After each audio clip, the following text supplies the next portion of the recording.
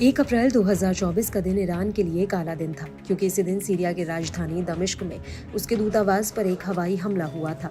इस हमले में ईरानी सेना की कुद्स फोर्स के कमांडर ब्रिगेडियर जनरल मोहम्मद रेजा जाहिदी की मौत हो गई थी। उनके साथ उनके डिप्टी जनरल मोहम्मद हादी हाजी राहिमी की भी मौत हो गई थी। ईरान ने इस हमले का आरोप सीधे तौर पर इजराइल पर लगाया था और इसके बाद 13-14 अप्रैल 2024 की आधी रात को ईरान ने इजराइल के ऊपर 350 से ज्यादा रॉकेट्स, ड्रोन और मिसाइलें फायर कर दी।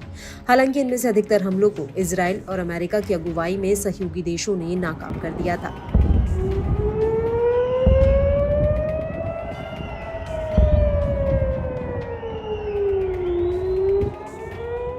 लेकिन इसके बाद 31 जुलाई 2024 को ईरान की राजधानी तेहरान में हमास के मुखिया इस्माइल हानिये की हत्या हो गई और ईरान ने इस हमले का आरोप इजराइल पर लगाया और बदला लेने की बात कही थी।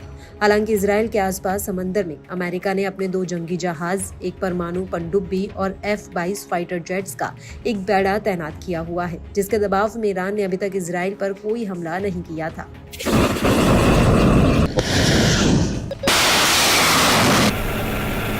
लेकिन अब ऐसा लग रहा है कि ईरान बेहद ही शातिर तरीके से इजराइल पर हमला करने की तैयारी में लगा हुआ है और इस बार ईरान चाहता है कि उसका ये वार बिल्कुल भी खाली ना जाए। दरअसल पश्चिम की खुफिया एजेंसी ने खुलासा किया है कि ईरान चुपके एक बैलिस्टिक मिसाइल का परीक्षण कर रहा है, जिसकी रेंज 700 किलोमीटर तक है।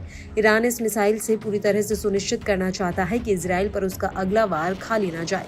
खुफिया एजेंसियों की माने तो ईरान ने इजराइल पर एक दूसरा हमला करने की योजना बनाई है और यह हमला हानिये की हत्या का बदला लेने के लिए होगा। खुफिया जानकारी के मुताबिक ईरान इस बार इजराइल पर कई गुना ज्यादा बड़ा हमला करेगा।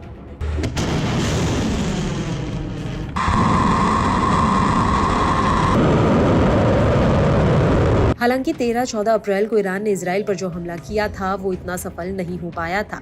हाँ, ये जरूर है कि ईरान की एक मिसाइल IDF के नेवातिम एयरबेस के पास आकर गिरी थी और ये वही मिसाइल जिसका डिजाइन उत्तर कोरिया की एक मिसाइल से कॉपी किया गया था और ईरान में इस मिसाइल को इमाद के नाम से जाना जाता है, जो शहाबाब 3 मिसाइल का एक वेरिएंट है।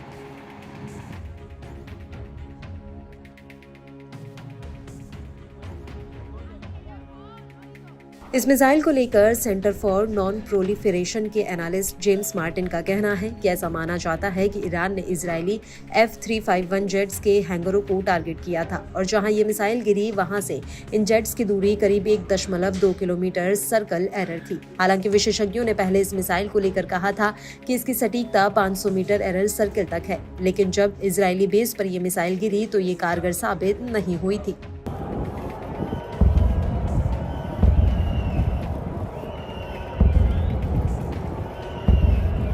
और इस हमले से एक दूसरी बात भी साफ हो गई कि ईरान के इमाद मिसाइल की सटीकता काफी कम थी। जानकारों का कहना है कि इमाद मिसाइल के खराब प्रदर्शन के कई कारण हो सकते हैं।